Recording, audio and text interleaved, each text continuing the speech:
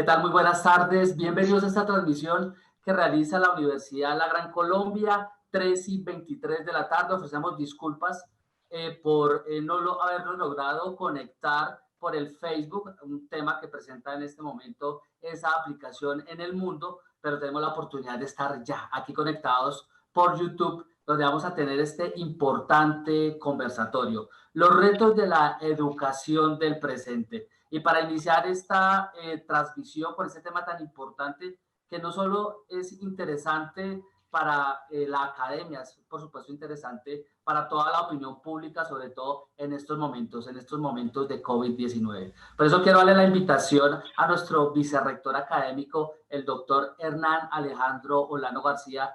Doctor, muchas gracias y bienvenidos a esta transmisión que realiza la Universidad de la Gran Colombia. Muy buenas tardes, doctor Alexander. Dando apertura a este coloquio, quiero saludar al doctor Jorge Enrique Bueno Prieto, director del Instituto de Astrobiología de Colombia, al doctor Daniel Cardona Gómez, decano de la Facultad de Ciencias de la Educación de la Universidad, y a todos nuestros panelistas, al igual que a los profesores y el cuerpo directivo también de nuestra seccional en Armenia, que se ha unido a esta transmisión para hablar acerca de este tema, y de igual manera a toda la audiencia que nos sigue por Facebook Live, por el canal de YouTube de la universidad y las demás redes sociales de la Universidad La Gran Colombia.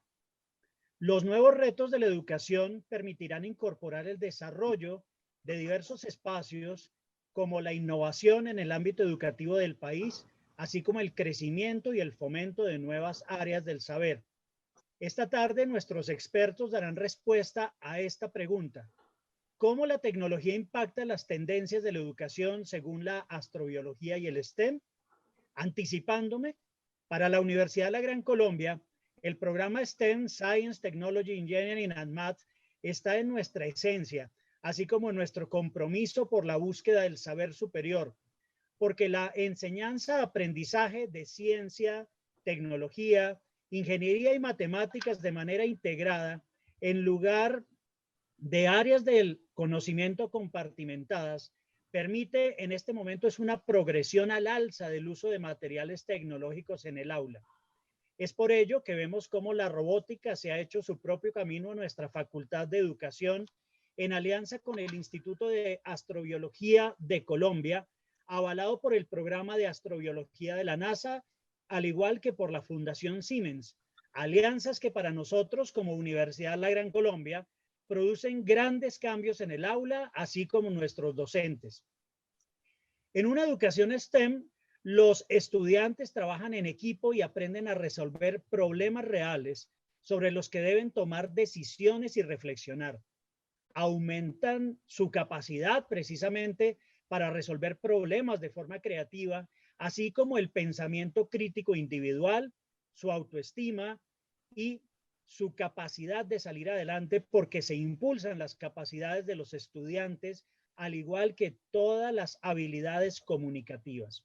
Estas nuevas formas de educación realmente están sincronizadas con nuestro lema: Universidad La Gran Colombia, una experiencia de vida. Muchas gracias. Doctor Hernán Olano, muchísimas gracias, vicerrector académico de la Universidad La Gran Colombia. Pero antes de pasar con estos invitados internacionales, pues quiero darle el paso y sobre todo agradecerle al doctor Daniel Cardona, nuestro decano de Ciencias de la Educación de la Universidad La Gran Colombia, pues por lograr realizar este evento y por supuesto por tener este perfil tan importante de conferencistas en esta tarde. Doctor Daniel Cardona, muchísimas gracias y bienvenido a esta transmisión que realiza la Universidad de La Gran Colombia. Bueno, doctor Daniel. Doctor Alexander, muy buenas tardes. Quiero agradecerle todo el apoyo que nos ha brindado para el ejercicio que vamos a hacer hoy académico. Saludar especialmente a los profesores, a los estudiantes de las distintas licenciaturas, de los programas de posgrados, nuestros queridos colegas administrativos, los compañeros de Armenia y todos aquellos que están conectados en Argentina, en México, en Estados Unidos, en Chile también nos acompañan en este momento, en esta importante transmisión. Agradecer al Instituto de Astrobiología de Colombia, un importante aliado con el que hemos venido trabajando desde el año 2017, cuando la Facultad de Ciencias de la Educación decidió construir un proyecto educativo de facultad concentrado en 3 ejes: la educación y la tecnología, la neuropedagogía y las habilidades del siglo XXI. Básicamente porque la facultad se compromete a tener un perfil de docente que responda a las necesidades de la sociedad, porque muchas veces la escuela avanza a un ritmo diferente al que avanzan las transformaciones tecnológicas, industriales, sociales y culturales. Todavía percibimos en la escuela prácticas del siglo XIX con temas del siglo V para formar jóvenes del siglo XXI. Todavía tenemos una serie de comprensiones epistemológicas y mitos alrededor de la enseñanza que han impedido la innovación y han sido una restricción para que la escuela pueda transformarse. Astrobiología, la comprensión hermenéutica que yo hago de ella, es ante todo una filosofía de la ciencia que nos lleva a pensar que ya la geometría euclidiana ha sido superada por mucho por una geometría fractal de la naturaleza, y que temas, por ejemplo, como la cadena alimenticia, donde se decía que el ser humano es quien encabeza esta secuencia, pues está mandado ya a recoger por las nuevas comprensiones de la vida. Hablábamos en alguna oportunidad con Jorge Bueno sobre qué pasaría en las comprensiones de la vida, de la democracia, de la ciencia, de la cultura, si se comprobara la existencia de vida justamente en otro planeta, que es la pregunta fundamental de la astrobiología. La educación STEM, pues todos los que trabajamos en temas de educación sabemos su importancia y su relevancia. El principal aporte de la educación STEM es que fragmenta la idea de la educación por casillas. Entonces ustedes recordarán que nuestra formación fue más o menos así en la escuela: matemáticas, español, inglés, descanso, filosofía, matemáticas. Y empezamos a entender la educación como un proceso que le permite a los niños, las niñas, los jóvenes ser agentes de su propio desarrollo con el conocimiento que tienen a través de proyectos. Y ahí entra la tecnología, las habilidades. Entonces espero que el proyecto, que la conferencia sea muy provechosa para todos, y les doy una fraternal bienvenida a la Facultad de Ciencias de la Educación y bienvenidos todos. Gracias. Muchísimas gracias, doctor Daniel Cardona, decano de Ciencias de la Educación de la Universidad de la Gran Colombia. Pero entremos ya en materia, por eso tenemos a este primer invitado tan especial, que se trata del doctor Jorge Enrique Bueno Prieto. Él es biólogo de la Universidad Nacional de Colombia, doctor en Ingeniería, Investigación Espacial y Astrobiología, investigador de la University of Arkansas, docente ocasional de la Facultad de Ciencias de la Educación de la Universidad de la Gran Colombia y director del Instituto de Astrobiología de Colombia, asociado a la NASA. Doctor Jorge Enrique Bueno, es un placer tenerlo en esta transmisión que realiza la Universidad de la Gran Colombia. Muchas gracias. Alexander, muchas gracias a ti, a todo el equipo directivo de la Universidad de la Gran Colombia. Doctor Hernán, doctor Daniel, muchas gracias por este espacio, y pues prestos ya a compartir con mis compañeros desde la Argentina. Paula, Héctor, muchas gracias por su participación y a ustedes por estar aquí. Bueno, muchísimas gracias. Doctor Jorge Enrique Bueno, por favor, nos puede hacer la presentación de estos dos invitados tan importantes que tenemos desde el sur del continente y también desde los Estados Unidos. Claro que sí, con mucho gusto, y para mí es un placer volver a compartir por ahora de manera virtual con ellos dos. Desde hace ya casi 2 años venimos en comunicaciones, unidos por este gusto por la ciencia, en especial por la astrobiología. Ambos, tanto Paula como Héctor, pertenecen a un grupo amplio de divulgación en la Argentina, Grupo 35 Ciencias, y pues ese amor por la ciencia, repito, nos unió. En específico, Paula es licenciada en Enseñanza de la Biología de la Universidad Cámara Argentina de Comercios y Servicios, con amplia experiencia en la divulgación, realizando videos educativos en ciencias para diversas redes sociales, con el objetivo pues básico de la divulgación y hacer de la ciencia eso que titulamos el día de hoy una herramienta de alcance para todos. ha participado en los programas de apoyo al sector educativo de la Mercosur, y pues su larga, extensa hoja de vida, quizás hoy la vamos a resumir en su conocimiento y en el espacio que va a compartir con nosotros. Héctor Méndez, profesor en Ciencias Naturales, con más de 35 años de experiencia en la secundaria, en educación secundaria y superior. Dentro de su experiencia en la divulgación, ha sido productor de medios audiovisuales para la enseñanza científica con la Agencia de Cooperación Internacional del Japón, la producción de televisión educativa también de este mismo país, y ha sido líder de periodismo científico dentro de la Organización de Estados Americanos, la OEA. Así pues, soy casi que un privilegiado de compartir con ellos dos este espacio. Voy a proceder a compartir mi pantalla para dar inicio a mi introducción, a mi presentación. Posteriormente estará Paula y seguidamente Héctor, y pasaremos pues al diálogo de saberes. Bueno, mientras el doctor Jorge realiza la presentación, genera la presentación de este evento, me permito informarles que a través del numeral Somos UGC, ustedes podrán hacer las preguntas que consideren pertinentes relacionadas con este importante tema, y sobre todo aprovechando a nuestros conferencistas invitados del exterior.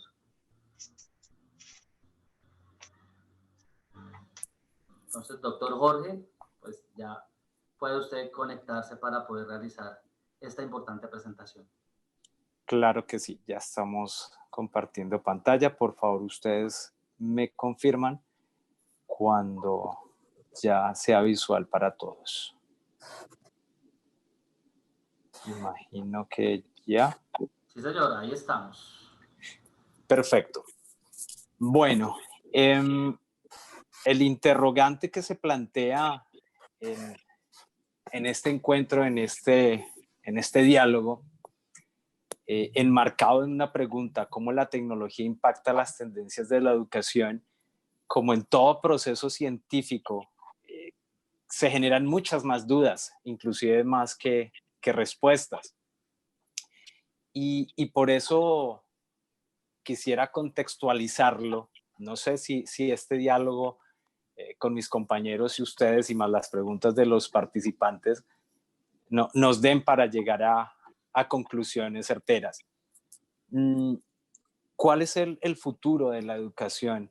Y aquí no hablamos de educación científica, sino de la educación en general, durante y después del COVID-19, lo que estamos viviendo ahora. En menos de un mes, todos nuestros sistemas se han visto colapsados, pero también llevándonos al cambio. ¿Cómo disminuir el desconocimiento en temas de ciencia, derivado de ese comportamiento que estamos viendo en la sociedad y que más adelante entraremos en discusión? ¿Cuáles serán los conocimientos que van a necesitar en el futuro los niños que hoy están en la escuela? Señor decano hacía en su introducción una excelente síntesis de algo que hace tiempo se ha venido manifestando y evidenciando. Nuestra educación se fundamenta quizás en bases del siglo XVIII, XIX y del XX, que muchas veces consideramos como reciente, pero no lo es. Y el comportamiento, repito, que está teniendo esta sociedad quizás es una alarma para darnos cuenta que la educación hasta el COVID-19 posiblemente no cumplió los objetivos a nivel científico, a nivel de pensamiento crítico. Y por último, un interrogante que nos empieza a abrir una luz. ¿Qué significa tener una actitud científica? Y con ello no estamos pidiendo que todos los niños y todos los estudiantes se volquen a ser biólogos, físicos, químicos, astronautas. No. Lo que buscamos es una sociedad llevada hacia el fundamento científico. Empiezo con esta síntesis que hacía el National Research Council aquí en los Estados Unidos ya hace 24 años. Y reza de la siguiente manera: en un mundo repleto de productos de la indagación científica, la alfabetización científica se ha convertido en una necesidad para todos. Todos necesitamos utilizar la información científica para realizar opciones que se plantean cada día. Todos necesitamos ser capaces de implicarnos en discusiones públicas acerca de asuntos importantes que se relacionan con la ciencia y la tecnología. Y todos merecemos compartir la emoción y la realización personal que puede producir la comprensión del mundo natural. A partir de aquí debe darse una profunda transformación de la educación científica en cuanto a qué se debe enseñar, quiénes lo deben enseñar y cómo debería de enseñarse. Es lo que entenderíamos por la gestión de la información y del conocimiento. Y a partir de allí, este problema excede los límites escolares o académicos.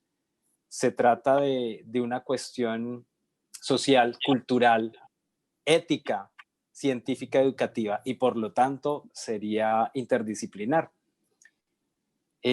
La dinámica y la actitud científica que manifestaba en el cuestionamiento último de la anterior diapositiva, nos hemos dado cuenta que nuestra sociedad no tenía los fundamentos suficientes para ver una situación como la que estamos viviendo desde la visión científica. Me explico.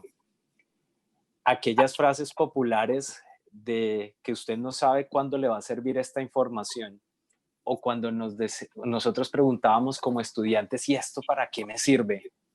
Lo hemos evidenciado, y especialmente lo voy a hablar desde la biología, cómo los medios de comunicación en nuestro país y quizás a nivel de Latinoamérica, ahora Paula y Héctor podrán darme la razón o contradecirme, hemos visto con sorpresa cómo las personas repiten conceptos de manera superficial.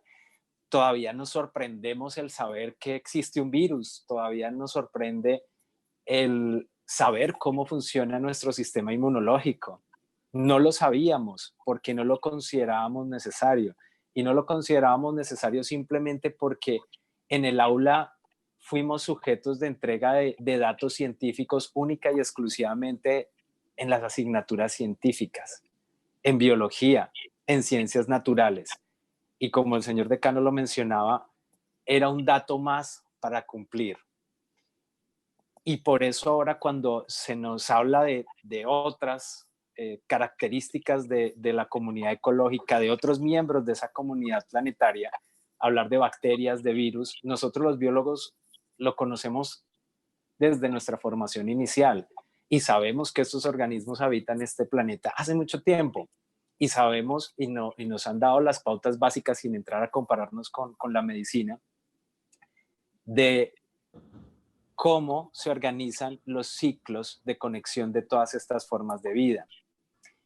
Y generalmente la gente, cuando escucha una información dada por medios de comunicación que no han dado prioridad a la ciencia, aunque en nuestro país hay formación de periodismo científico muy seria y muy guiada por esos productos científicos, no hay un filtro selectivo. Y por eso es que entramos a la duda si realmente la educación ha cumplido con su deber. Ya que desde nuestra perspectiva, en la astrobiología, al ser pues, una ciencia de carácter interdisciplinar, consideramos que la educación científica debe ser obligatoria. Debe asegurar a todos sus estudiantes aprendizajes de calidad. Pero, ¿qué entenderíamos por calidad? Es un escenario de región, y aquí rompemos las barreras no solamente de Colombia, sino de Latinoamérica, en la que la educación no solo brinda esos aprendizajes, sino que se presenta el conocimiento científico a todos, no solamente a los jóvenes universitarios. Y es un error pensar que la ciencia debe ser aplicada y entendida a quienes la practicamos o a quienes tienen un interés particular. Aquí debemos de despertar vocaciones, el interés por aprender las ciencias, o por lo menos saber hacer uso de la ciencia. Y por eso, en este punto 3, desarrollo científico a nivel educativo, no solo basta con hacer laboratorios en los colegios, no solo basta con dotarlos de microscopios y de simuladores, porque ahora estamos en esta era digital y tecnológica, si realmente no sabemos qué vamos a hacer con esa información. Por ello es donde debemos de tener una trascendencia en la relación ciencia-sociedad, donde la formación o la cultura científica debe adquirirse, repito, en los primeros años. Antes, como lo plantea Sir Ken Robinson, uno de los gurús, comillas, de la educación a nivel mundial, antes de que las escuelas maten la creatividad. Y lo complementaría con algo aún más trágico. Antes de que se les dé la sepultura por parte de las entidades de educación superior.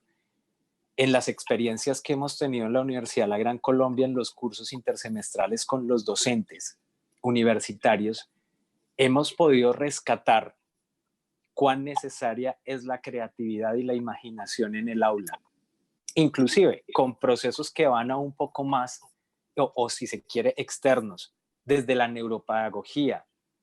Le recordamos o le transmitimos esa información a los profesores de cómo funciona el cerebro en el momento del aprendizaje. Antes de pensar que la educación es un proceso de acumulación de datos, le decimos, paremos un momento, su cerebro funciona de esta manera, tiene tanto tiempo de retención, analiza, canaliza la información de esta manera. Eso es lo que hemos hecho en estos ejercicios. Y también allí en este intercambio de saberes y con la experiencia grandísima que tienen los profesores, en este caso de la UGC, nos damos cuenta que el déficit en la educación científica ya vamos mucho más allá de lo que aprendan o no aprendan determinados grupos de estudiantes. Y cómo, ahora que está de moda hablar de curvas, cómo la curva de la creatividad queda totalmente aplanada al salir de la primaria. Esa naturalidad científica con la que nosotros nacemos, la perdemos al crecer. Y por eso la necesidad de asegurar una cultura científica en la que no se vea que es enseñar ciencias. No es enseñar ciencias, hacer cultura científica, no es dar más biología, no es dar más química. Es involucrar a todos los sectores, es tener, repito, una actitud científica frente a todos los temas. El psicólogo, el economista, el abogado. Deberíamos de tener esa actitud más crítica frente a lo que nos rodea para tener una mejor selectividad de la información. Eso va a permitir a los ciudadanos participar en decisiones que generalmente los dejan a un lado. Problemas sociocientíficos, sociotecnológicos, cada vez de mayor complejidad como los que estamos viviendo actualmente. Debe de poder superarse la tradicional, si se quiere, otra vez comillas, de la visión relación ciencia-sociedad, que solamente espera a que se produzcan elementos o productos para ser usados. Una frase que utilizo mucho en este tipo de charlas es: somos usuarios de tecnología y ahora más que nunca lo somos. Pero ¿qué tan productores de tecnología somos? Ahí los niveles son más bajos. ¿Qué tanta producción tecnológica tienen nuestras universidades, nuestras escuelas? Porque nuestros estudiantes, curiosamente, son exitosos bajando aplicaciones y utilizándolas. ¿Cuántos de nuestros estudiantes las generan, las producen, las diseñan? Sí lo hay en nuestro país, pero a una tasa quizás más baja comparado con otros sistemas educativos. Y es curioso pensar, y en diálogos previos a esta charla del día de hoy, algunos colegas decían: ¿cómo me sorprende que los estudiantes antes de la pandemia vivían pegados al celular para todo? Para Facebook, para Instagram, para Twitter, para Snapchat, para hacer cualquier cantidad de cosas. Pero cuando la educación se les ingresó, se les metió a su medio tradicional, a su ambiente cibernáutico, ya no gustó y salieron muchas excusas. Ya no tengo internet, mi celular no soporta, no me llegan las indicaciones del profesor, me desconecté. Curioso. Y también lo hemos visto en los patrones de la educación básica, primaria y secundaria. Los padres muy tradicionalistas dicen, eso no es educación, estar al frente de una pantalla. Y yo no pago la pensión porque yo soy el que estoy haciendo el trabajo. Y entonces estamos viendo cuán necesario era que sucediera algo así para darnos cuenta de que la educación, frase cliché, comienza en casa. Y a partir de allí, darnos cuenta que esa relación hogar, universidad, colegio, etcétera, o entidad educativa, deben siempre ir de la mano. El colegio o la escuela no es una gran guardería, aunque así la hemos visto, donde entregamos al niño desde las 4 o 5 de la mañana y lo recogemos a las 3 de la tarde y ojalá venga bien cansado y que se acueste temprano para empezar esa nueva rutina. Eso no es un colegio, eso no es una universidad. Por eso, tomando muy someramente la esmeralda del aprendizaje planteada por la doctora Maritza McDonald del Museo de Ciencias Naturales de Nueva York que ustedes ven en esta imagen, lo primero que debemos de hacer en un proceso de educación es desatar el interés y el entusiasmo y mantener esa creatividad. Se trata de reinventar esa relación de manera que los conocimientos científicos se vuelvan accesibles a todos. Y ahí nosotros los científicos tenemos una grande responsabilidad porque a veces no traducimos a un lenguaje entendible, no hablo de traducción de idiomas, de una transmisión de la información más cercana al público. Y es donde entraríamos en ese segundo punto, entender el contenido y el conocimiento científico. De tal manera que así se involucran los sentidos y la educación científica empezaría a transformar. Involucrar el razonamiento científico en todos los procesos educativos. Quizás cuando uno utiliza el apellido científico siente que es exclusivo de las ciencias naturales y no lo es.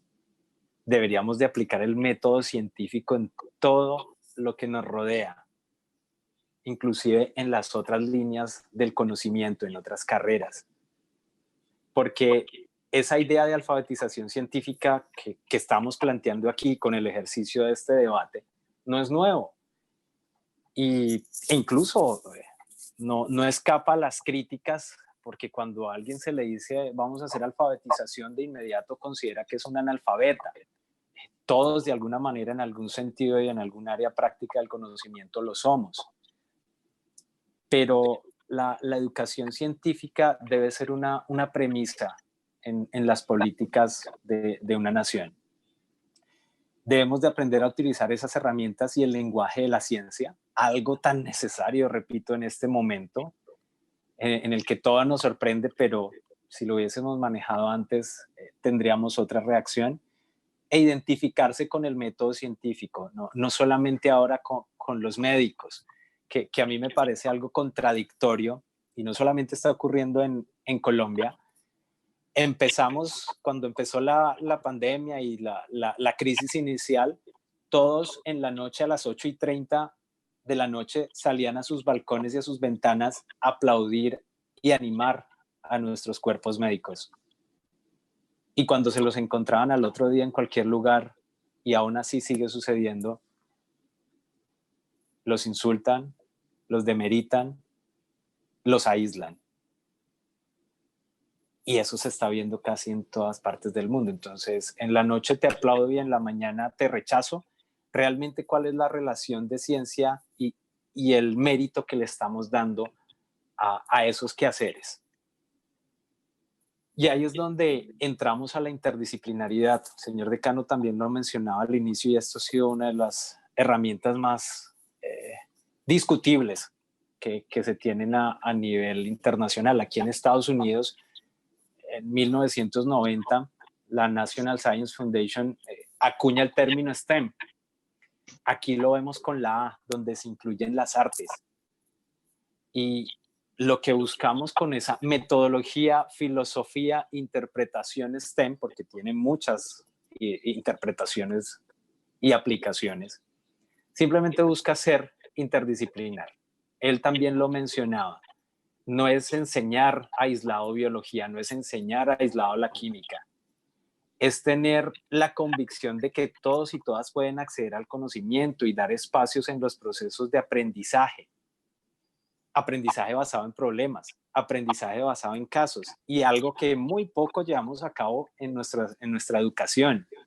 Aprendizaje basado en errores, algo que sí hacemos los científicos. Cuando un experimento no nos resulta, repítelo 1, 2, 3, n a la n veces. No me funcionó el a n. Tendré que tomar otra vía para buscar esa respuesta. Eso es lo que debemos de hacer en un proceso en el que incluimos la educación científica. Y ahí sí podemos poner al servicio de la educación la tecnología, que es por ello que la reacción adversa que estamos teniendo en este tiempo es ser tecnológico. No es hacer una presentación, quizás como yo mismo la estoy teniendo acá, no es tener un PowerPoint y decirle a los estudiantes, hagan esto y me lo envían por correo, o yo les hablo por aquí y ustedes me ven a través de una pantalla. No, es tratar de mantener algo que la tecnología nos puede quitar, es la comunicación humana. Somos, el ser humano, un animal gregario que requiere del acercamiento, que requiere de la interacción personal. Por ahora no la podemos hacer. Eso tenemos que verlo cómo nos funciona con la tecnología. Para ir cerrando, es tiempo que científicos, diseñadores de políticas, nosotros los docentes, veamos que la imaginación puede proponer una educación científica inclusiva, y esto suena muy, muy ilusorio realmente, esto es muy onírico, pero se busca permitir mejores desempeños de todos y cada uno de los estudiantes. Hay experiencias interesantes en muchos países, vamos a escuchar quizás lo que está sucediendo en la Argentina, y buscar que esa enseñanza-aprendizaje, ese interdisciplinar, la resolución de problemas que tanto buscamos en una sociedad educativa que está esclava en los índices. Nosotros en Colombia, y ya hablo quizás como los abuelos, vivíamos pendiente del cuánto sacó en el ICFES. Ahora ya no se llama ICFES, son las pruebas Saber y las pruebas Saber Pro. Vemos cómo esa competencia entre nuestros colegios se mantiene. ¿Quiénes tienen mejores puntajes? Excelente, sobresaliente, ICFES muy superior, superior y fuera de este mundo. Bueno, esa última no existe, pero vemos cómo lo hemos mantenido entre los colegios. Y con eso, pues digamos, se hace ese comercio educativo. Debemos de generar unos modelos de investigación científica para el aprendizaje, y que el estudiante que nosotros estamos formando está para actuar en el siglo XXI. Requiere manejar ciertas competencias, ser capaz de adaptarse a situaciones como la que estamos viviendo, encontrar y planear un cronograma de trabajo, no solamente en casa, sino a nivel futuro, de acuerdo a la educación. Poseer habilidades de trabajo en equipo, reconocer problemas, delimitarlos, poner en juego esa imaginación, ser capaz de argumentar y fundamentar. El escuchar a los otros, que últimamente hemos visto también en medio de nuestros políticos ahora, con toda esta crisis, que aún más no se da. Un futuro escenario en todo esto va a permitir que Colombia, y me atrevo a hablar solamente en esta frase, Latinoamérica, en países hermanos como la Argentina, se promuevan políticas de formación permanente y especialización, que haya vinculación de formación de docentes en todas sus etapas, no solamente esperar que sean los licenciados y los pedagogos, es muy complicado, pero realmente estamos viendo que los problemas los podemos solucionar y la educación sí o sí está siguiendo en marcha gracias a herramientas tecnológicas. Aquí en Estados Unidos, el hacer clases virtuales, online, era muy común, no se sintió tan fuerte. En países como el nuestro, el choque fue demasiado. Y ya para terminar, quisiera retomar una frase que el doctor Rodolfo Ginás mencionó en aquel Consejo de Sabios de 1993. Y me disculpan, no tomé datos de la más reciente reunión o agrupación de conocimiento que hicieron los nuevos convocados desde el año 2019, pero es algo que me deja pensando. Si no escuchamos a los de 1993 y seguimos sus recomendaciones, ¿lo vamos a hacer con estos? Me quedan los puntos suspensivos. Y él escribió: el futuro de Colombia va a estar profunda y directamente relacionado con la capacidad que los colombianos tengamos de organizar la educación, la hija de la educación, la ciencia, y la hija de la ciencia, la tecnología. Sin la menor duda, este entrelazamiento será uno de los ejes principales del futuro de nuestro país en el siglo XXI. Démonos cuenta que esto lo dijeron en 1993. ¿Qué tanto escuchamos ese consejo de sabios? ¿Qué tanto aplicamos? ¿Y qué tanto hemos visto de que esas recomendaciones se aplicaron o no? Entonces, creo que el acercamiento que hemos tenido con la ciencia, la educación científica, nos está brindando una posibilidad diferente, si lo queremos llamar de esta manera. Nos está brindando una oportunidad de conocernos y hacer una autocrítica. La ciencia, la educación nos dieron las herramientas para afrontar una crisis como la que estamos viviendo, o simplemente desnudó nuestras falencias en formación. Creo que si hago un análisis retrospectivo de esta charla, no respondí las preguntas. Han quedado aún más dudas y yo creo que es trabajo de todos nosotros poder dar al menos parcialmente esas respuestas. Muchas gracias. Muchísimas gracias, doctor Jorge Bueno, por esta primera presentación sobre justamente esto, hacia dónde va la educación, cuáles son los elementos. Y ahí salen muchas preguntas interesantes y sobre todo nuestra audiencia está conectada y con ganas del conocimiento, por supuesto, de aprovechar todo lo que significa este gran espacio. Se habla que estamos construyendo educación del siglo XVIII, XIX y XX justamente para los ciudadanos del siglo XXI. ¿Qué elementos puntuales deben tener los ciudadanos del siglo XXI para conectar justamente con esta cuarta revolución industrial? Doctor Jorge, lo dejo para que usted presente a sus invitados. Claro que sí. Me encantará presentar ahora a Paula Silva y si quieres, para la dinámica, puedo contestar la pregunta posterior a la intervención de Paula y de Héctor para mantener pues el bloque.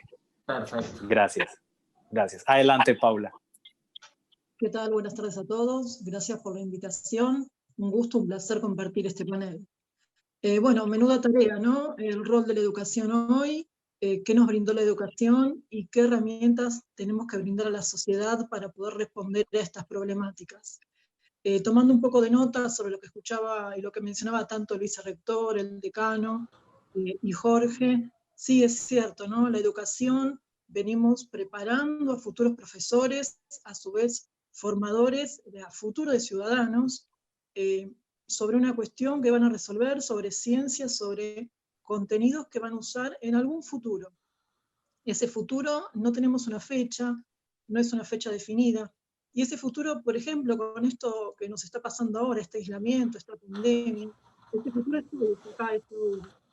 Entonces, es algo que tenemos que pensar, que este conocimiento, esta enseñanza, estas herramientas, este paradigma del STEM, ahora, bueno, estamos hablando de STEAM, y me atrevo a agregar una letra más, ¿no? Y hablar de STREAM, donde tenemos esta R que es el reading, lo que es la lectura, y no una lectura, literal, sino un tipo de lectura que atraviese otras disciplinas, otros conocimientos.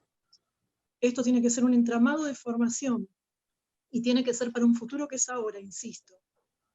Si no somos conscientes de eso, si no podemos poner en juego y entender que esta educación tiene que formar, tiene que brindar herramientas de primera intención a los ciudadanos para resolver problemáticas actuales, locales, puntuales. Este conocimiento científico pierde valor y simplemente es un dato más que no nos importa que tengan. O sea, realmente es significativo que sepan el peso molecular de una mitocondria, o que sepan qué es la formadora de energía. ¿De qué me sirve que sepan todos los nombres de enzimas si no saben que en una enzima es la que yo tengo que regular su temperatura, tal vez en algo tan cotidiano como lavar la ropa? ¿Por qué no le pongo agua fría o agua caliente cuando lavo la ropa?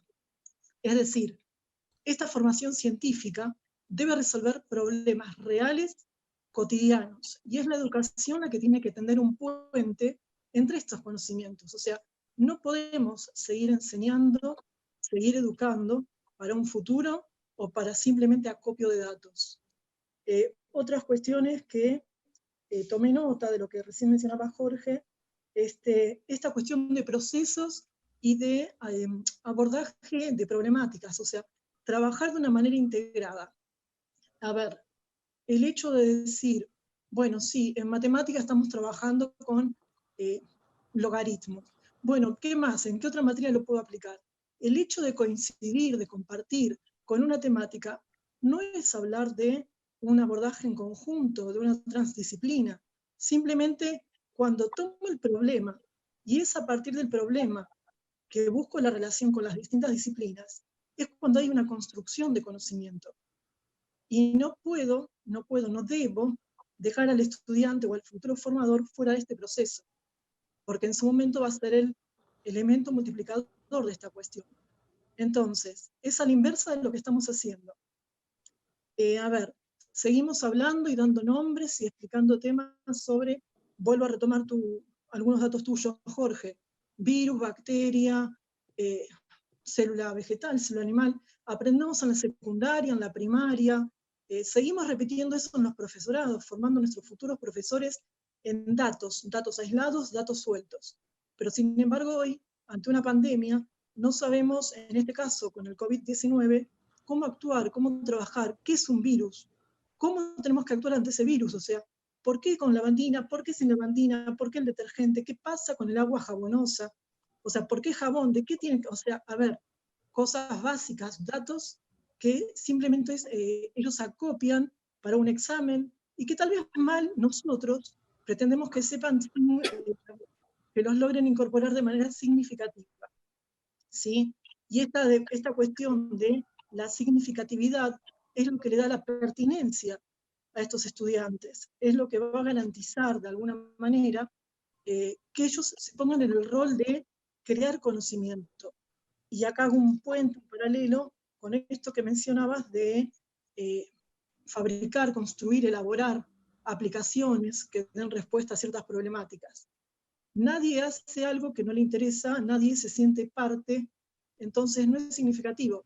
La educación tiene que permitir poner en un rol activo a cada uno de los estudiantes, a cada uno de los futuros profesores. La sociedad tiene que ser parte de esta cuestión. Si no la hacemos parte, no estamos cumpliendo el rol, simplemente estamos transmitiendo datos, y no es la finalidad de la educación esa.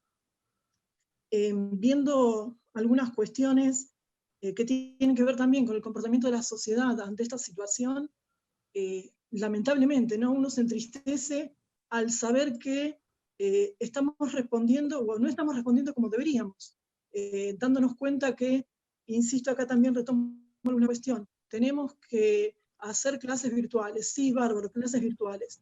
Todo el mundo maneja una red social, todo el mundo se envía una foto, un archivo, hace un video, hace un vivo, pero al momento de tener que poner esa tecnología en uso para una función científica, para construir, para cortar distancias, para mantener esta cuestión tan importante que es la transmisión de la información, pero de la información significativa, de la información que realmente necesitamos, comienzan las incertidumbres. Un poco incertidumbres porque son reales, o sea, tal vez nadie me enseñó que así como yo subo una foto para mandarla por WhatsApp, es la misma forma en que tengo que subir una foto para enviar una tarea a un docente. Tal vez nadie me explicó que así como yo hago un vivo y le grabo un video para enviárselo sobre un meme a algún amigo en algún grupo de WhatsApp, de esa misma manera puedo hacer una actividad y grabar un video para una tarea de la escuela. Entonces, un poco de mea culpa sobre eso, y otro poco de comodidad, como también decías, siempre es más sencillo poner una excusa, ¿no? Pero bueno, acá está el rol que estaría fallando, tal vez en los formadores, en la escuela, y en muchos que eligen la comodidad de la excusa y no el ponerse en rol, en ponerse en el compromiso de poder resolver estas cuestiones. Escuchando una charla en TEDx de una doctora, una escritora en realidad, que es una escritora estadounidense, pero que vive y trabaja acá en Argentina, que se llama Ana Kazumi Stahl, ¿sí? En su charla ella incluye una frase que me resultó muy significativa. Ella dice: el bien del todo es más importante que el bien de una parte. Es decir, si queremos un resultado global, si queremos una sociedad capaz de resolver problemas, capaz de actuar como tiene que actuar, cada una de las partes no tiene que pensar únicamente en ellos, sino actuar en función de esa totalidad. Pero si cada una de las partes no cumple su rol, incluidos los educadores, incluido todo el grupo de políticos, incluido la sociedad en general, no vamos a obtener el resultado esperado. Y en este punto me detengo a pensar, porque muchos dicen, bueno, ¿y qué va a pasar con esto de la sociedad cuando termine el aislamiento? ¿Qué va a pasar con la educación post-pandemia? ¿Volveremos a la sociedad que teníamos anteriormente? ¿Vamos a volver a como estábamos antes? La verdad que yo espero que no. Porque si volvemos a como estábamos antes, no aprendimos nada. Si volvemos al punto inicial, no entendimos que la educación tiene que ser una herramienta, que nos tiene que servir acá y ahora, no en futuro, no para escribir en un prospecto, en un proyecto, que, ay, sí, nosotros usamos TICS, nosotros usamos esto, aplicamos tal o cual programa. No, no tenemos que aplicar. El programa tiene que aplicarse, tiene que resolver las problemáticas actuales. Así que sinceramente espero que no volvamos a ese punto inicial, que podamos salir de alguna manera fortalecidos de todo esto, bueno, un poco como lo que es el concepto de resiliencia, que es tomado básicamente de la propiedad de los metales, ¿no? O sea, la psicología toma el concepto de resiliencia basado en las propiedades de los metales. La ciencia no está tan alejada de todo. Y así que bueno, un poco es esta cuestión, hay que salir fortalecido. Y una cuestión más que nos fortalece es el error. Está bien, no hicimos cosas bien, por eso estamos como estamos, había cosas que dimos por sabidas, básicamente no sabemos, a ver, estamos aprendiendo a lavarnos las manos. Creo que es bastante significativo eso, no es una cosa menor. Y eso me lleva a pensar también que hay muchos abordajes. Esto es un paradigma nuevo, esto es una nueva forma de ver las cosas. El error nos tiene que servir, no simplemente para anotarlo y agendarlo. Tiene que servirnos para algo, nos tiene que modificar. La educación tiene que aprender a partir del error. El error tiene que permitirnos la indagación. Entonces, una enseñanza de las ciencias basada en la indagación, una enseñanza de las ciencias basada en un paradigma donde la ingeniería, la matemática, la lectura, el arte, la ciencia, la tecnología están mediadas, están cruzadas, son nodales en este momento y van a ser a futuro. Hay una frase que me voy a permitir compartir con ustedes, que les digo, que me la dijeron a mí cuando fui estudiante en el profesorado, cuando inicié mi formación como docente, y fue tan significativa y tan real que yo la repito año a año a mis estudiantes. Cuando ingresan a la carrera les digo, ustedes están ingresando hoy 2020, se van a recibir en 4 años más, lo que dura el profesorado, 2024. Van a estar en el sistema 25 años más como mínimo, 2050. Entonces, un poco sumado esto a la filosofía de cómo venimos formándonos. Se están formando hoy, con estrategias hoy, para recibirse en 4 o 5 años, para adolescentes o para futuros formadores de acá a 25 años. yo no tengo idea cómo va a ser un adolescente en el 2050. No tengo idea cómo va a ser la educación en el 2050. Sé cómo es ahora, sé que tiene que resolverse ahora y no para después. No puedo enseñar ahora para después, tengo que enseñar para ahora. Sí con una ventaja, sí con un margen de herramientas que le permitan resolver a futuro, pero un futuro muy corto, muy cercano. Y más entendiendo por la experiencia que tenemos hoy, que este futuro cambia de un momento para el otro. Estos últimos 3 meses fueron, a ver, un cambio radical a todo lo que conocíamos, o sea, toda esta planificación, toda esta estructura, toda esta cuestión que teníamos en nuestras agendas, tuvimos que borrar y empezar de vuelta. No es que no sirvió lo que teníamos organizado, pero evidentemente hay que borrar, partir de ese error, indagar, ¿sí? Y acá otra vez la ciencia de por medio, la indagación, indagar y ver qué hacemos con lo que tenemos. ¿Sí? Acá no se trata de cuánto sabemos, se trata de qué hacemos con esto que sabemos. Porque el acopio de información no sirve si no la ponemos al servicio del otro. Al servicio del otro como una parte que, como decía Ana Kazumi, ¿sí? Esa parte hace que sea importante el todo. Ese todo no es importante sin la parte. Y es ahí donde cobra sentido esta cuestión, esta importancia, ¿sí? De la educación. Bien, la verdad es que tenemos que pensar cómo vamos a seguir. Para cerrar ya, insisto en esto, la escuela es el puente, ¿sí? Es el puente que tiene que resignificar, tiene que tomar lo cotidiano y poder ver en lo cotidiano lo científico. No son dos caminos por separado. Es la educación la que resignifica. La educación tiene que hacer que lo científico que está en lo cotidiano cobre sentido. Si no, nos sirve lo que estamos haciendo. Muchas gracias. Muchísimas gracias a la licenciada Paula Silva por esta presentación. Doctor Jorge, quedan muchas incógnitas, muchas preguntas con respecto a la educación. Sin duda, como usted muy bien lo decía, en vez de contestarse, empiezan a crecer más esas preguntas y esa necesidad de entender hacia dónde llevar la educación en la dinámica de esta cuarta revolución industrial. Pues creo que, y parafraseando un poco las palabras de Paula, esta pausa obligatoria que estamos viviendo a nivel mundial, si no nos enseña nada, o quizás sí, corrijo, nos está enseñando, pero si no tomamos lo que nos está dando, no, vamos a reprobar ese curso dentro de los contextos tradicionales evaluativos, vamos a reprobar. Doy paso ahora a Héctor. Bienvenido, Héctor, muchas gracias. Bueno, muchísimas gracias y nuevamente quiero agradecer la invitación de la organización y a través de Jorge, de todos los que están escuchándonos. Sí, yo también he anotado en las charlas previas. Voy a ir empezándolas, digamos, a medida que desarrollo. Pero me voy a quedar con esto último que dijo Paula, lo del cambio radical, y un poco también lo que dijo Jorge sobre este choque que tuvimos. Y eso un poco me hace acordar a una idea que tuvo un investigador húngaro que postuló que el siglo XX fue un siglo corto. Este investigador, Pérez, si no me equivoco, dijo que el siglo XX en realidad existió desde 1912 hasta 1991. ¿En qué se fundamenta esto?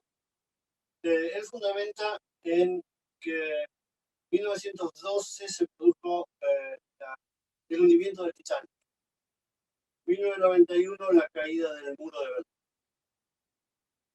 A ver, usted dice, comparto, que hechos así dramáticos, repentinos, producen cambios en la sociedad.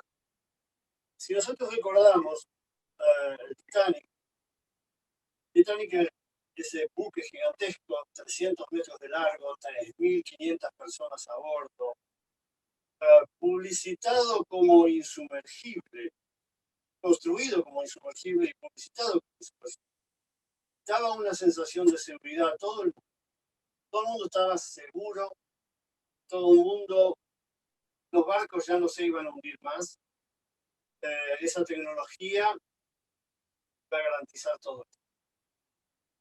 Obviamente, sabemos que se hundió. Lo insumergible se hundió. La seguridad se acabó. Y esto produjo un cambio en la forma de pensar. Si recordamos fotos o la película, que estaba bien recreada. Profesor Héctor, discúlpeme, sí. Lo invito a que se acerque un poquito más, sí, para que mejore el sonido, que está un poquito bajo. Bien. Muchísimas gracias. No, por Perfecto. favor. Si recordamos entonces la película, el Titanic, con las fotos, recordamos la decoración, ¿no? La vestimenta, la separación de clases, todo era tecnología de punta del siglo XIX. Y estábamos hablando de 1902. Cuando todo esto sucedió, cuando se dio el Titanic, se empezó a desconfiar, hubo un cambio de paradigma entonces. Y hubo un cambio de paradigma en montones de cosas. Entre otras cosas, por ejemplo, la gente empezó a tener miedo de viajar en barco y empezó a tomar más en serio la aviación que recién así. O sea, hechos impactantes cambian paradigmas. Nosotros quizás en este 2019 chocado contra la COVID-19. Y esto nos cambió. No sé, esperemos que, como decía Paula y como decía Jorge, sepamos capitalizar todo esto. Pero esto nos cambió nuestra forma de relacionarnos, nuestra educación. Hoy hacemos trabajo en casa. Estamos transmitiendo esto por internet. Hasta nos saludamos cuando nos encontramos en la calle, distinto. Obviamente no sé cuánto tiempo va a tardar para que vayamos a un evento masivo, un recital, un evento deportivo, ¿no? Todo esto son cambios. Y estos cambios van a ser más o menos permanentes por varias razones. Algunas de ellas, bueno, fundamentalmente también cuánto tiempo permanezca la COVID-19 entre nosotros.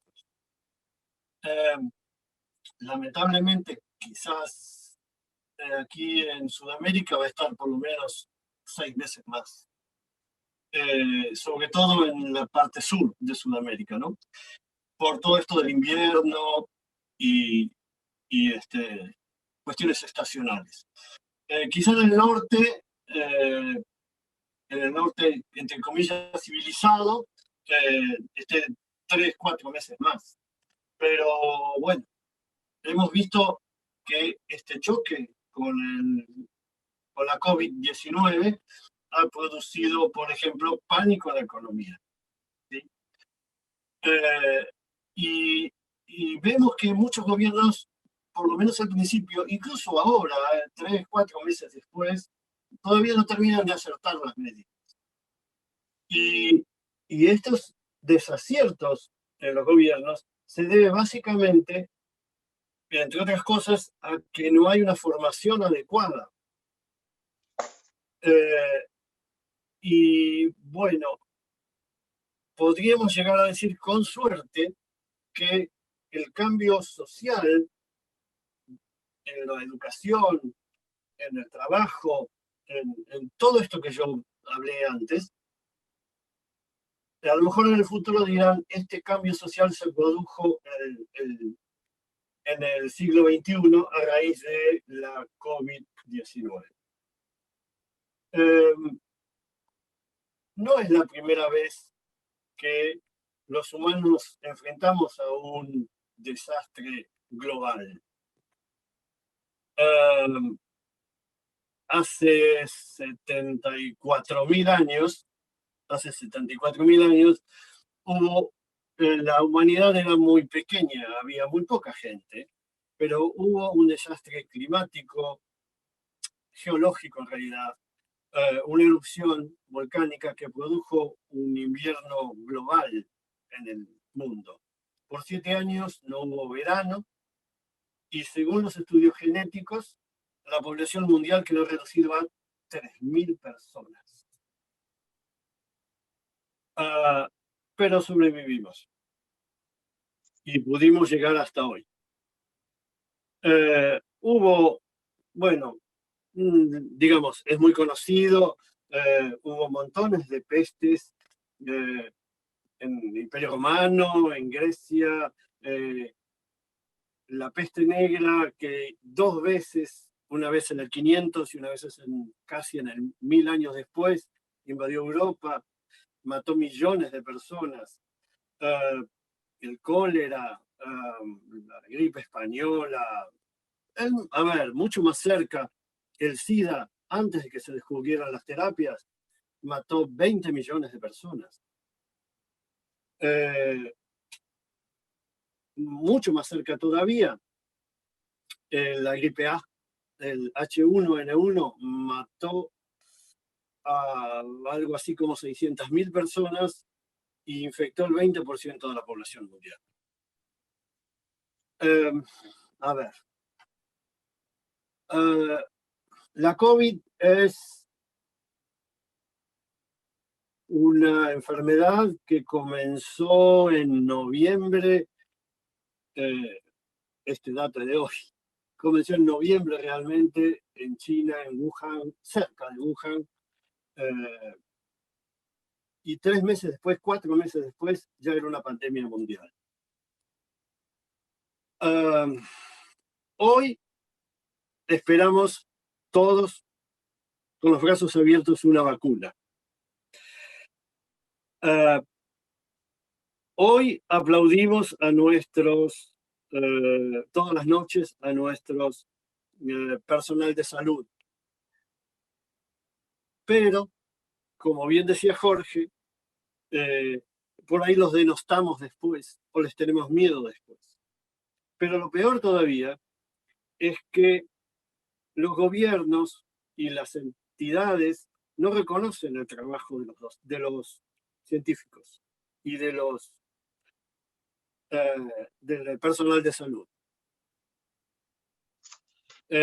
Buscaba el otro día para probar un poco, digamos, para armar un poco esta charla, cuánto cobra un científico en Latinoamérica. Y realmente me asusté porque lo comparé con los deportistas. Y al compararlo con los deportistas me di cuenta que, por ejemplo, el sueldo mensual de un deportista, de un futbolista de primera línea es 7.000 veces lo que cobra un médico que trabaja para el gobierno o un investigador. 7.000 veces. Y esto,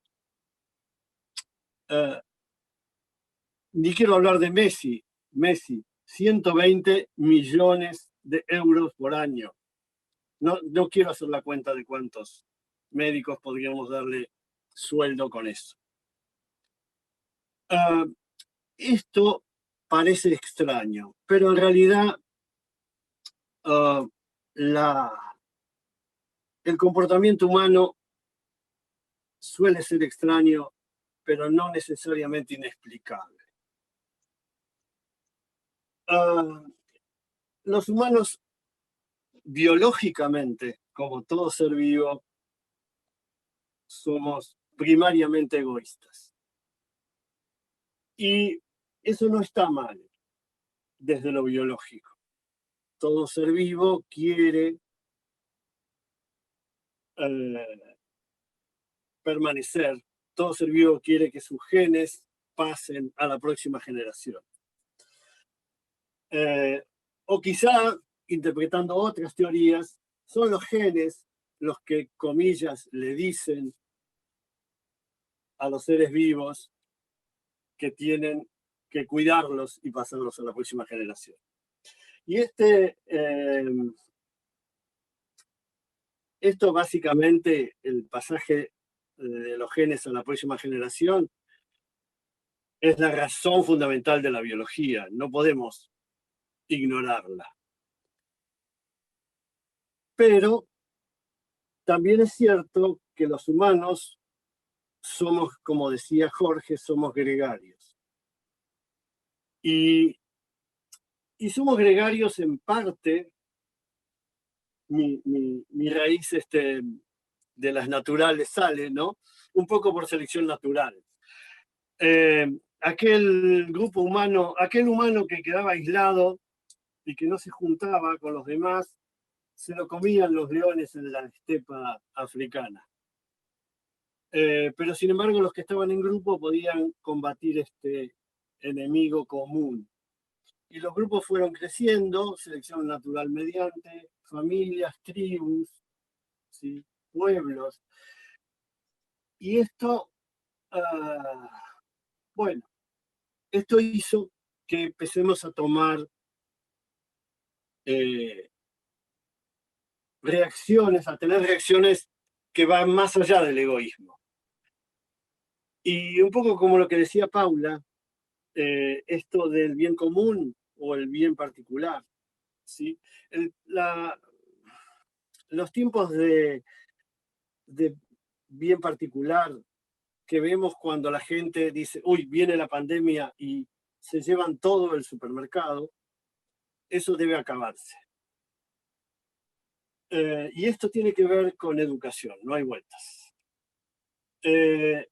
Escuchamos, lamentablemente, charlatanes, curanderos, políticos, inconscientes de lo que pasa, sin comprender realmente lo que sucede. Y esto tiene que ver fundamentalmente con esto que decíamos, ¿no? Y que decía el vicerrector, y que decía Jorge, y que decía Paula, esto del pensamiento crítico. Debemos educar en el pensamiento crítico. No sirve de nada, como decía Paula y como decía Jorge, y también el decano, tirar datos sin utilidad. No sirve de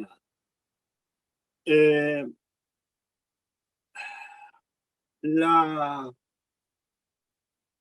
La cultura, la ciencia, la sociedad, tiene que reaccionar ante este choque con el témpano viral que tuvimos.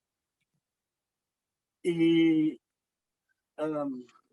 un poco también no quiero dejar de lado el hecho de que este témpano viral que nos obligó y que nos obliga todavía lamentablemente a quedarnos en casa y a suspender muchas de las actividades, nos está mostrando desde lo ambiental. Hemos entrado sin quererlo en un experimento ambiental a nivel global. Y vimos cómo la contaminación en poco tiempo disminuyó. Y los animales empezaron a salir de sus escondites. ¿Y esto qué nos está diciendo? Este experimento nos está diciendo el culpable, el problema humano eres tú. Tú eres el problema. Y todo esto tiene que ver porque el cuidado del ambiente es básicamente un problema de educación y de educación científica. Entonces, todo esto que estuvimos hablando todos hoy, tiene que ver con exactamente lo mismo. La educación científica, como decía el decano, es una necesidad social. Es una cuestión ética. De qué esto, de para qué me sirve, para qué me sirve esta información que escuchábamos en nuestros estudiantes, cuando nuestros estudiantes dicen, ¿para qué nos sirve esto? Básicamente nosotros como educadores nos tenemos que dar cuenta de que no está en contexto, como decía Paula. Si yo no sé para qué me sirve, nadie presta atención a una pregunta que no hizo, a la respuesta de una pregunta que no hizo. Nadie escucha con atención algo que no le interesa, como decía Jorge, como decía Paula. Si yo me siento, siempre digo esto en mis charlas, ¿no? En mis cursos. Si yo me siento a escuchar una conferencia sobre el desarrollo económico de Mauritania, y realmente no soy economista, ¿cuánto tiempo voy a estar pendiente? Tenemos que poner en contexto para que la gente entienda que estos ejemplos que daban mis colegas se entiendan. Escuchamos montones de personas que están hablando de virus, que están hablando y no tienen idea de qué están hablando. Y las redes sociales dicen cualquier cosa. Y solo un pensamiento crítico y teniendo las bases dadas por una educación científica nos puede salvar de la próxima. Pero no solo de la próxima pandemia, de cualquier otra cosa. Así que bueno, nada más. Con esto creo que más o menos doy por cerrado mi charla. Les agradezco de nuevo, muchas gracias. Muchas gracias al profesor Héctor Béndez. Sin duda temas muy interesantes. Pensar cuándo comenzó el siglo XIX, cuándo comenzó el siglo XX, hasta dónde va. Y justamente estos impactos que se generan a partir de elementos y relaciones sociales. Doctor Daniel Cardona, decano de la Facultad de Educación de la Universidad de la Gran Colombia. Estos fenómenos, ¿cómo lograr construir en los estudiantes esas herramientas para que puedan tener ese pensamiento crítico que tanto se ha hablado en este panel? Muchas gracias, Alexander, por la pregunta. Lo primero que hay que hacer es empezar a transformar las comprensiones pedagógicas de los profesores.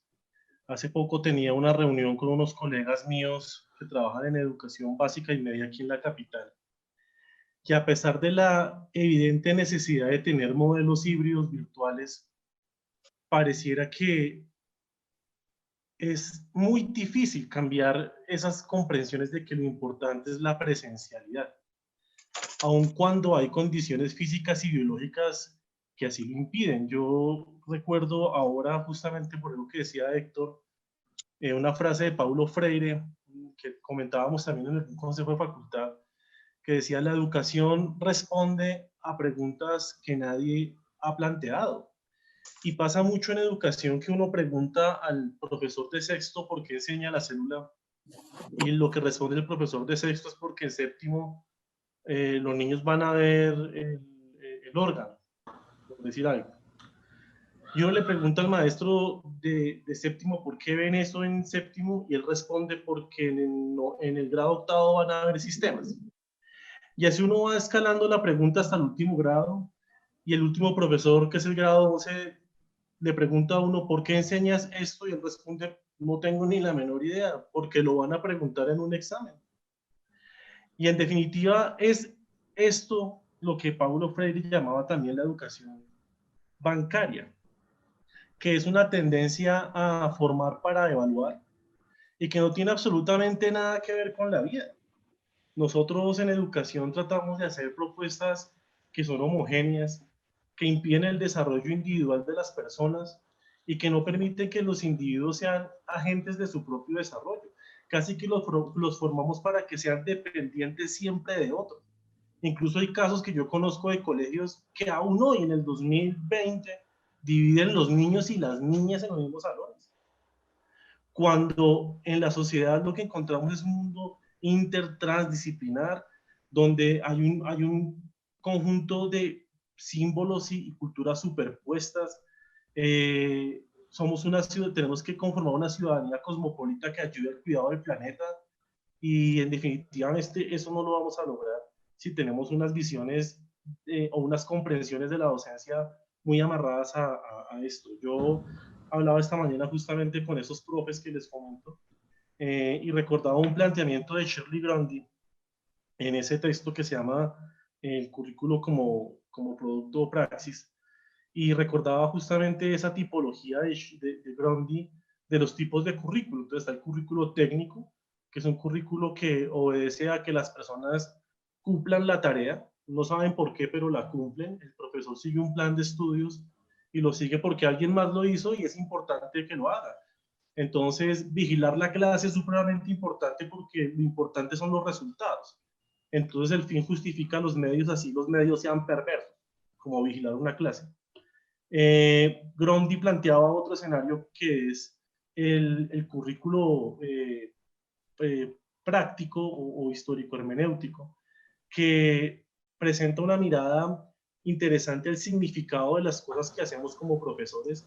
Y finalmente está el currículo crítico, que es donde yo me he venido circunscribiendo teórica, epistemológica y pedagógicamente, que es justamente en este escenario donde nosotros hemos venido hablando de generar una educación que sea pertinente con el contexto, que tenga que ver con la vida de las personas, que lo que habla el profesor tenga que ver con la vida de cada uno de los niños. Razón tienen los niños de no querer ir a la escuela. Usted le pregunta al niño, ¿usted quiere ir al colegio? Uy, no, profe. Llega el descanso y todos, vuelve y suena la campana y volver a la clase, qué pereza. Yo fui rector del liceo de nuestro colegio y lo presencié con los niños. Además, he sido maestro toda la vida. Y es muy raro el niño que te dice, a mí lo que más me gusta de ir al colegio es porque soy feliz. Casi siempre las escuelas se convierten en parqueaderos de niños.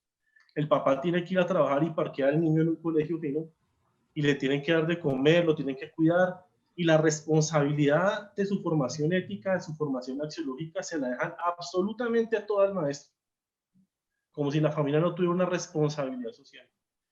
Y yo hago una pregunta, en un mundo en el que tenemos una cuarta revolución industrial, ¿cómo vamos a incorporarnos a ese mundo? ¿Cómo vamos a incorporar a los niños a ese mundo si nosotros mismos no somos críticos con lo que está pasando?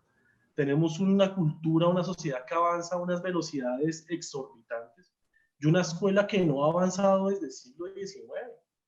Unas prácticas pedagógicas todavía centradas en la vigilancia y el castigo. A mí me sorprende todavía muchísimo cómo el sistema educativo va asimilando y va adquiriendo elementos que no son propias de la educación y que creen que porque son en otros campos exitosos tienen resultados en el mundo de la educación y de la ciencia. La ciencia no funciona así. Lo planteaba ahorita Jorge Bueno justamente con el concepto del error. La ciencia, así como la filosofía, lo decía también Kuhn, avanzan a partir de las contradicciones, no de las afirmaciones. ¿Por qué no pasa eso en la escuela? Porque si en pedagogía sabemos que Illich, Makarenko, inclusive la misma escuela de Frankfurt desde los años 60, están diciendo que la escuela ha muerto, que la escuela tiene poco sentido, porque desde Rousseau la escuela es esconder al niño para que no se corrompa del mundo, cuando lo que necesitamos es que el niño aprenda a transformar ese mundo que está allá afuera. Entonces no tiene sentido decirle al niño que no se asome fuera de la escuela, que no lea la realidad de la escuela, porque se va a corromper, que es la visión rousseauiana de la escuela. Finalmente, quiero cerrar con un comentario de Nietzsche, un filósofo alemán muy conocido, donde en algún texto que hablaba sobre Schopenhauer, refería que la educación era más o menos como cuando alguien habría llevado un cajón a una clase, la abría, sacaba una momia, los niños asustaban y luego volvía y la guardaba. Eso es la educación. Nosotros hemos hablado mucho con Jorge Bueno acerca de las grandes transformaciones que han habido en biología, en tecnología, los grandes descubrimientos. El espacio no es plano, el espacio es curvo, por eso existe el tiempo, por eso existe el espacio, las posibilidades de que existan vida en otros planetas y cómo eso podría influenciar las miradas jurídicas, las miradas políticas, las miradas económicas. Pero eso no se enseña en la escuela. En la escuela todavía se sigue enseñando a colorear el mapa en la hoja calcante, a subir las manos, a bajar que los hombros, que los pies, y que el niño se mantenga callado en el salón. Si queremos transformar la sociedad, tenemos que empezar a transformar a los profesores. Y finalmente quiero decir algo. Queremos que los niños sean felices, queremos que la escuela sea un ecosistema de felicidad absoluta. Pero el primero que tiene que ir feliz a la escuela es el maestro.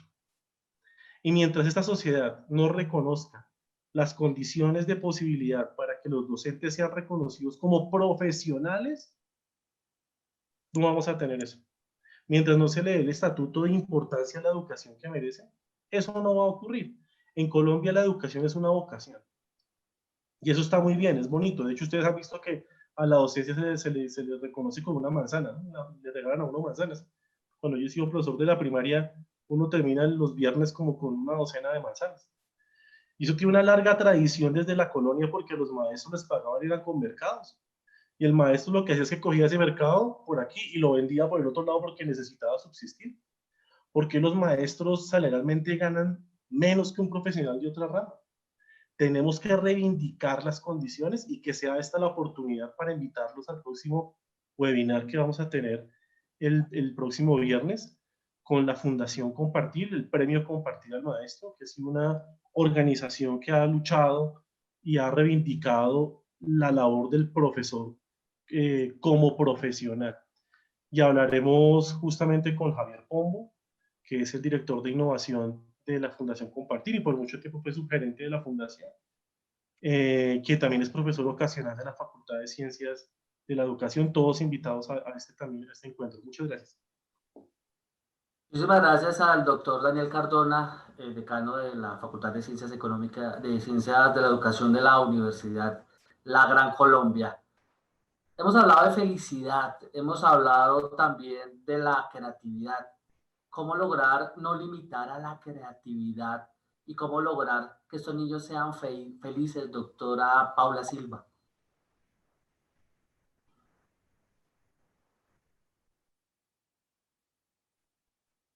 Doctora Paula, creo que no. Sí, los escucho.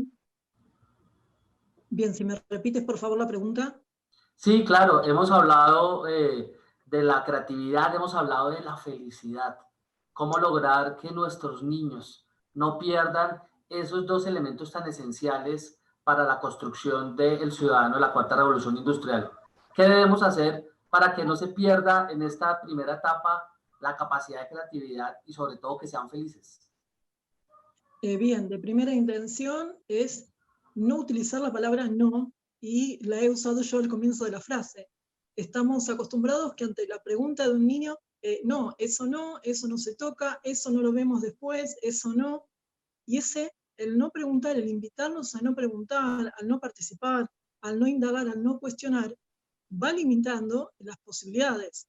Si yo hago una pregunta y me dicen no, ahora no, y después vuelvo a preguntar, no, ahora no, seguramente ya no pregunte.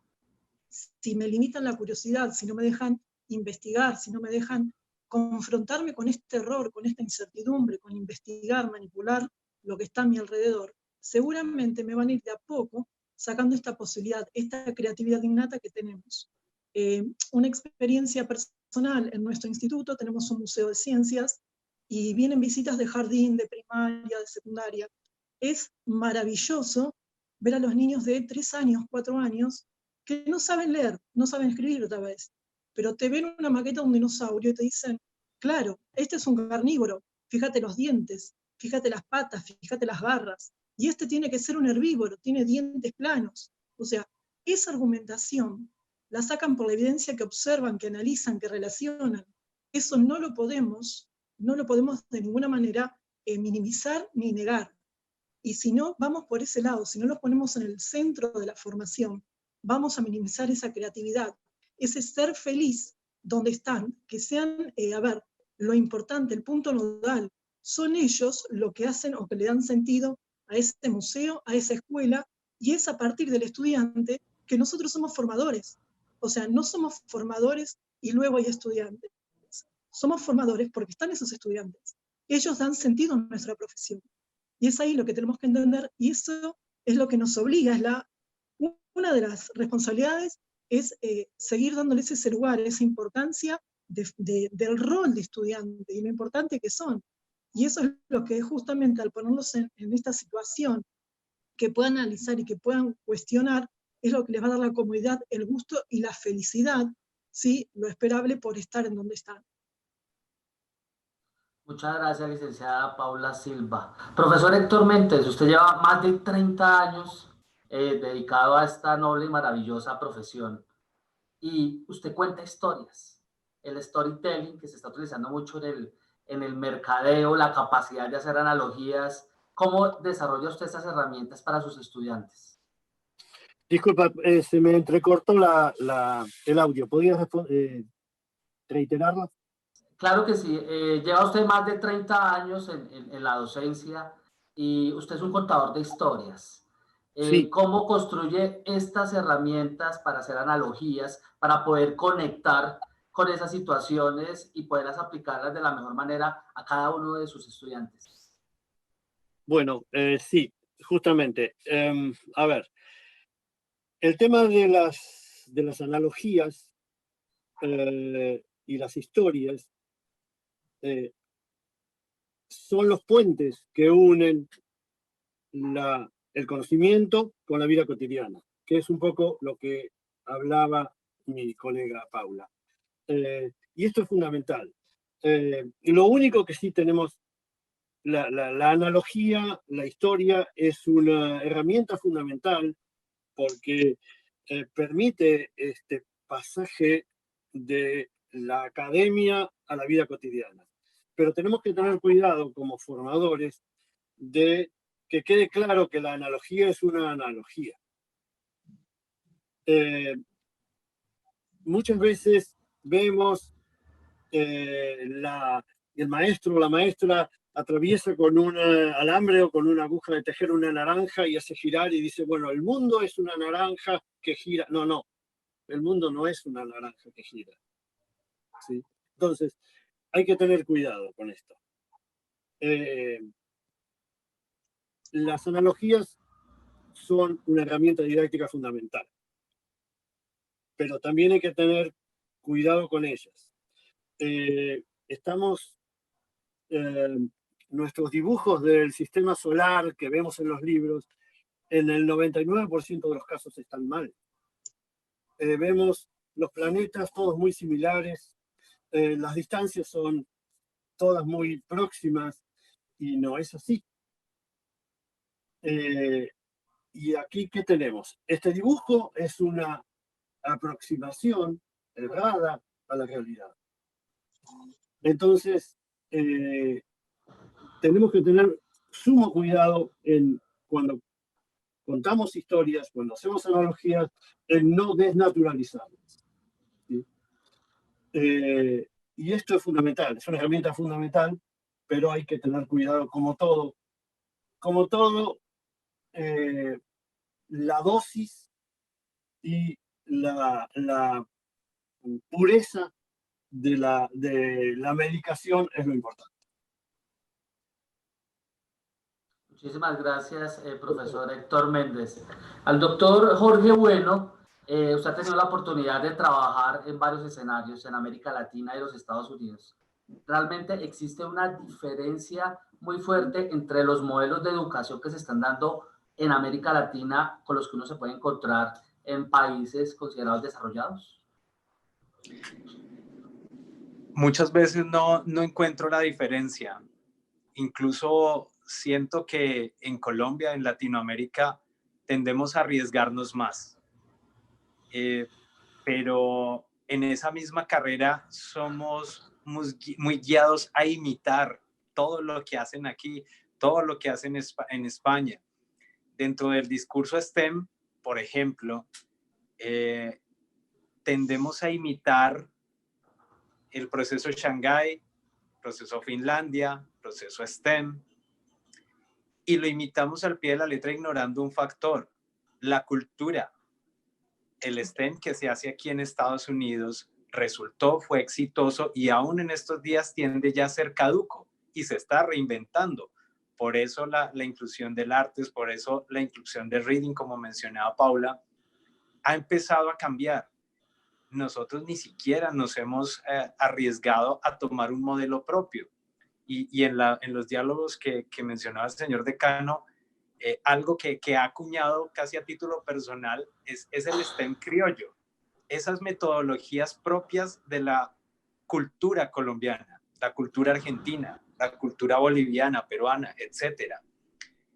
Y creo que la verdadera diferencia estaría en arriesgarnos, y lo mencioné en mi charla, a equivocarnos, a cambiar ese paradigma. Tomemos un ejemplo muy cercano en nuestro país. ¿Qué hizo la Universidad de los Andes para evaluar a sus estudiantes durante esta pandemia?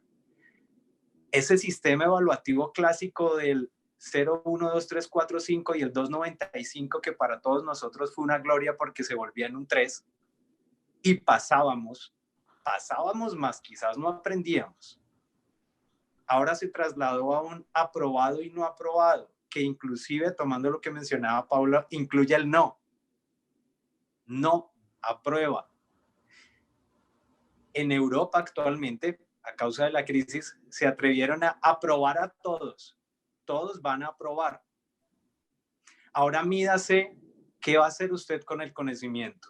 Uno de los riesgos que debemos arriesgarnos a tener, y retomo un poco lo que mencionaba Decano y Paula, si nosotros estamos en esa cadena de yo enseño esto porque el otro lo va a ver y porque lo va a necesitar y la complemento allá la vida profesional, yo estuve en la universidad porque necesitaba un título. Entonces la educación se convierte en un mercado para obtener un documento. No me importa lo que haya que ver, no me importa lo que tenga que repetir.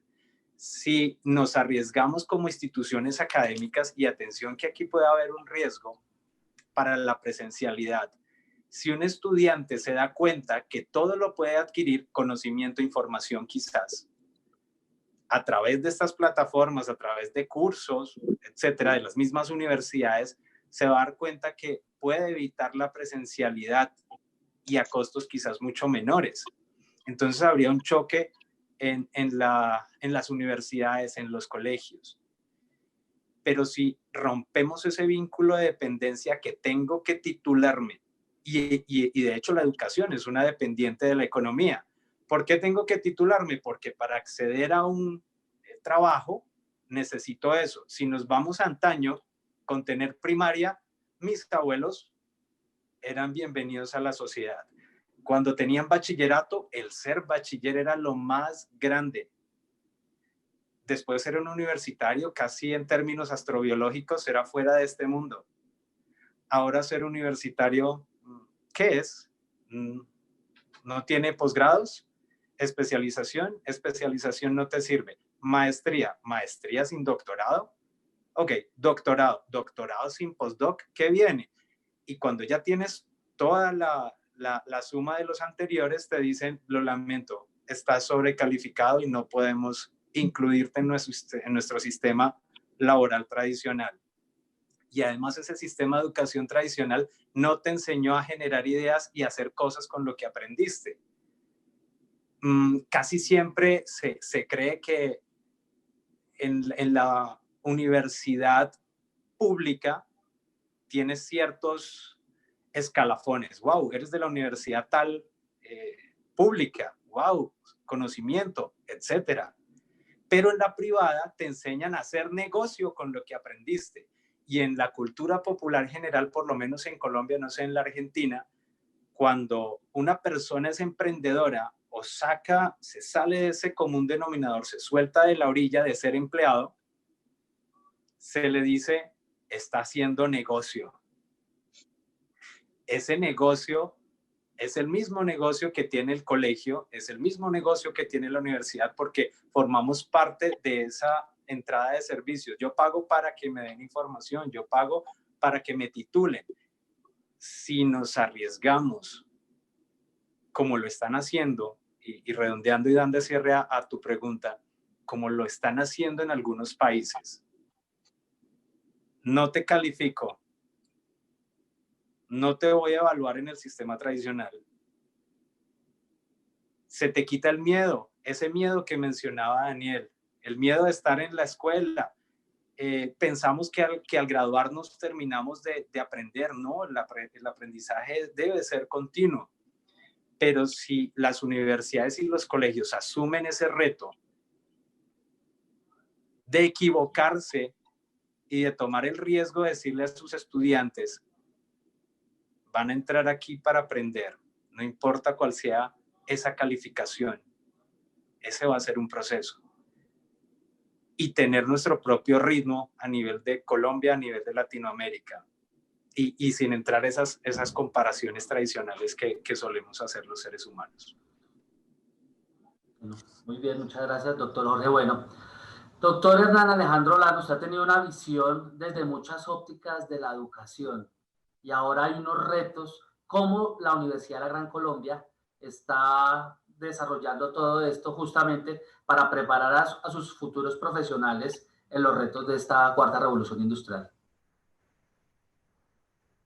Sí, precisamente la Universidad La Gran Colombia, con esta administración del doctor Marco Tulio Calderón Peñalosa, ha creado una dirección de empresarismo, el Centro de Emprendimiento de la Esperanza, porque también está en ese factor de desarrollo y en el de la solidaridad, que es uno de nuestros pilares fundacionales, el propósito de sacar adelante los proyectos de nuestros estudiantes, no solo desde el punto de vista profesional, sino también de las iniciativas que ellos tengan para desarrollar los diferentes aspectos que vimos precisamente durante esta conferencia, que nos ha reunido con unos comentarios absolutamente positivos por parte de todos los participantes, a quienes en nombre del señor rector les quiero agradecer por su participación, al igual que los panelistas. La universidad sigue adelante, la Facultad de Educación, de Ciencias de la Educación,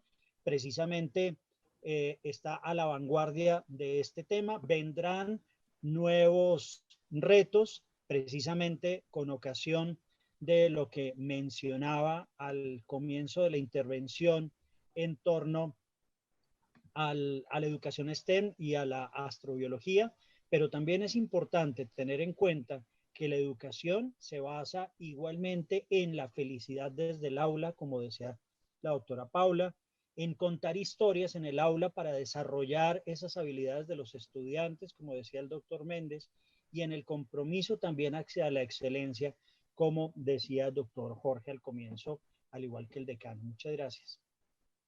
Muchísimas gracias.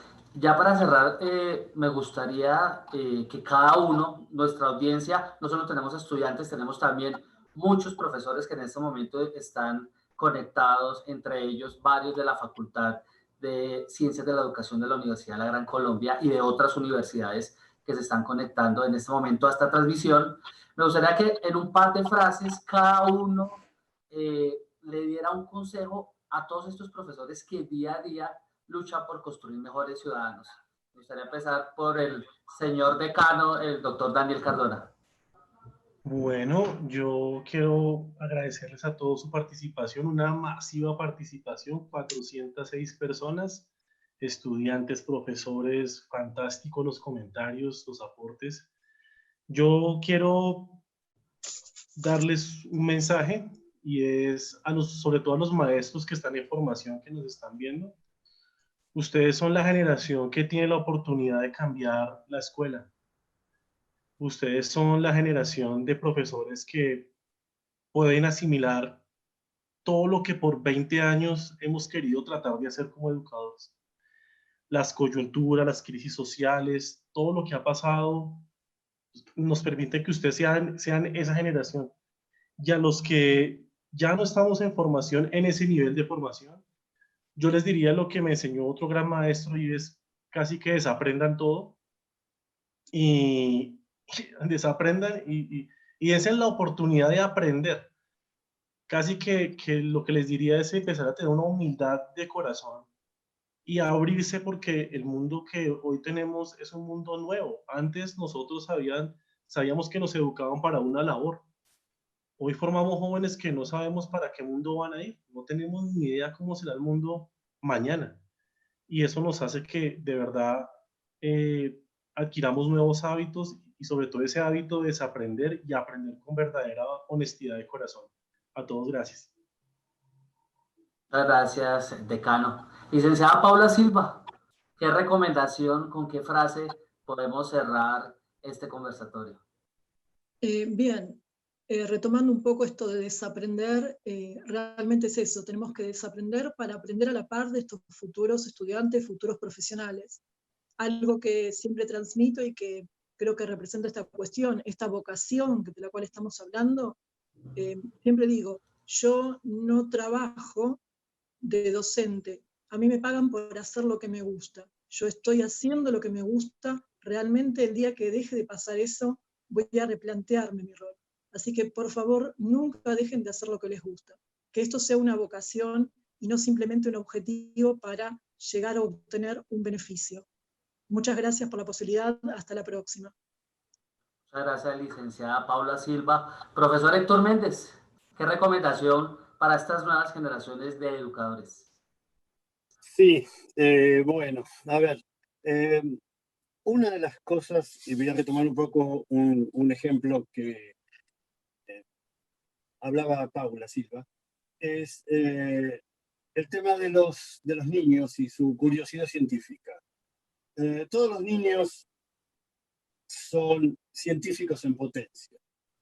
Dejan de serlo cuando los docentes les dan muchos no, les quitan esa felicidad de aprender. Así que los niños detectan si el docente está entusiasmado o no con ese tema. Así que por favor, y retomando lo que decía Paula y lo que decía el señor decano, necesitamos que los enseñantes, ¿sí?, estén entusiasmados con lo que quieren. Si no, busquen otro trabajo, por favor. Muchas gracias. Muchas gracias, profesor Hernán Méndez. Doctor Jorge Bueno, ¿cuáles son esas recomendaciones para nuestra audiencia? Pues bueno, sin ponernos de acuerdo, cuando hacías la pregunta estaba escribiéndolo y entramos en concordancia con Héctor, porque durante mi charla y mis intervenciones mencionamos mucho la niñez y escribía algo así: recuperemos, reactivemos esa niñez, esa esencia de la niñez, nuestra creatividad, nuestra inocencia, el no temor a hacer las cosas sin importar ese qué dirán. Transmitámoslo y pongámoslo en práctica al momento de enseñar, al momento de estar con nuestros estudiantes. A diferencia de mis dos compañeros, de Paula y de Héctor, yo no soy licenciado en biología, yo soy un biólogo y a lo largo de estos 15 años he buscado a través de la ciencia poder transmitir ese conocimiento. Así que mi formación no ha sido pedagógica, pero he aprendido más de mis estudiantes. Aprendí a darme cuenta que puedo transmitirle a los niños de preescolar. Fue un gran reto hablarle de astrobiología a niños. Tener ese mismo ejemplo con mi hijo, ver la curiosidad de sus preguntas e incluso él acompañándome con niños de colegios y de escuelas. Entonces creo que si tomamos esa esencia de la niñez, incluyéndome nosotros como docentes, en el aula, sea universitario, sea cual el nivel que sea, vamos a cambiarlo. Pero es arriesgarnos, no seguidores de currículos, no seguidores de pautas nacionales e internacionales. Apliquemos esa libertad de cátedra que tenemos. O no es así, puntos suspensivos. Y nosotros como estudiantes, porque pensamos, y lo decía hace un instante, se acaba, me gradúo, me tomo la foto, me dan mi tarjeta profesional si la hay, y se acabó. No, el aprendizaje es continuo. Y lo decía Isaac Asimov, uno de los más grandes divulgadores de la ciencia. Se debe estar aprendiendo siempre con la curiosidad y la imaginación de un niño. Muchas gracias. Muchas gracias, doctor Jorge. Bueno, doctor Olano, ¿qué recomendaciones, sobre todo para esos estudiantes suyos que en este momento están conectados con la Universidad de la Gran Colombia? Y yo quisiera precisamente traer aquí para cerrar una frase del fundador de la Universidad de la Gran Colombia, el doctor Julio César García, porque no obstante todos estos adelantos científicos en la educación, decía lo siguiente: vais a estudiar, vais a ser profesionales, excelente, pero recordad que la profesión más bella y la más difícil es la de ser seres humanos. Muchísimas gracias. Quedan muchas, sin duda, consideraciones, muchos temas para analizar. Un gran conversatorio a todos ustedes, a toda la audiencia de la Universidad de la Gran Colombia y, por supuesto, a este grupo tan selecto y tan importante de panelistas. Muchísimas gracias. Estaremos en contacto con temas de educación. Nos veremos justamente dentro de 8 días, pero la próxima semana más temas relacionados con la educación y con la formación en valores de la Universidad de la Gran Colombia. Muchísimas gracias. Gracias a todos. Gracias a ustedes. Gracias. Gracias.